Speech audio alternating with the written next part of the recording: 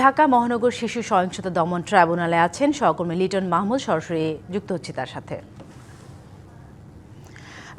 লিটন, রামিসা হত্যা মামলার সাক্ষ্য গ্রহণ আজ শুরু হয়েছে। এই নিয়ে নতুন কোনো তথ্য আছে নাকি আপনার কাছে, আর বিচারকরা এই নিয়ে কোনো মন্তব্য করেছে কিনা? সাথী, আপনাকে ধন্যবাদ। এর আগে আপনি যেমনটি বলছিলেন, ঢাকা মহানগর শিশু সহিংসতা দমন ট্রাইব্যুনালে আলোচিত রাজধানীর পল্লবীতে শিশু রামিসা ধর্ষণ ও হত্যা মামলায় আজ আদালতে প্রথম দিনে সাক্ষ্য গ্রহণ শুরু হয়েছে।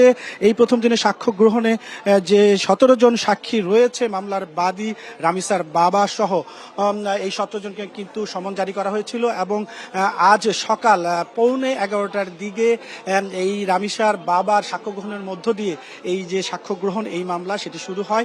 সেখানে সাক্ষ্য দিতে গিয়ে রামিসার বাবা মুষড়ে পড়ছিলেন এবং আদালতের অনুমতি দিয়ে তিনি এক পর্যায়ে সেখানে চেয়ারে বসে তার যে সাক্ষ্য সেটি প্রদান করেন। এই সাক্ষ্য দিতে গিয়ে তিনি বেশ কিছু ঘটনাবলী উল্লেখ করেন আদালতে, যেখানে তিনি বলছেন যে খবর পেয়ে অফিস থেকে যখন ছুটে আসেন তখনও যে ঘাতক সোহেল রানা তার যে ফ্ল্যাটটি সেটি বন্ধ ছিল ভেতর থেকে, এবং তারা পরবর্তীতে নিচ থেকে হাতুড়ি নিয়ে এসে কিন্তু এই যে ফ্ল্যাটের যে দরজা বন্ধ ছিল সেই দরজাটি ভাঙেন এবং ভেতরে প্রবেশ করেন।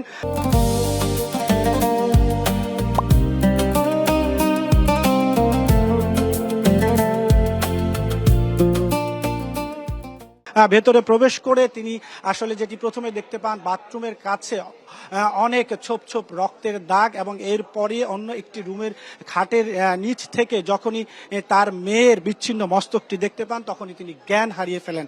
এরপর সাক্ষ্য দেন রামিসার মা। তিনিও আসলে পুরো ঘটনার যে বর্ণনা সেটি আদালতের কাছে তুলে ধরেন এবং ন্যায় বিচার যেটি সেটি প্রত্যাশা করেন। এরপর একে একে সাক্ষীরা সাক্ষ্য দেন। এই মুহূর্তে 5 নম্বর সাক্ষী রামিসার যে চাচা, তিনি সাক্ষ্য দিচ্ছেন আদালতে, এবং এই আজকে এখন পর্যন্ত 9 জন সাক্ষী আদালতে উপস্থিত হয়েছেন। আদালতে সংশ্লিষ্ট সূত্রে আমরা যেটি জানতে পেরেছি, আজ যদি 17 জন সাক্ষী উপস্থিত হয়, 17 জনের সাক্ষী গ্রহণ যেটি সেটি সম্পন্ন করা হবে এবং এরপরই মামলার যে পরবর্তী কার্যক্রম সেদিকে এগিয়ে নেওয়া হবে, এমনটি আমরা জানতে পেরেছি। তো এই ছিল এখন পর্যন্ত সর্বশেষ তথ্য। সাথী।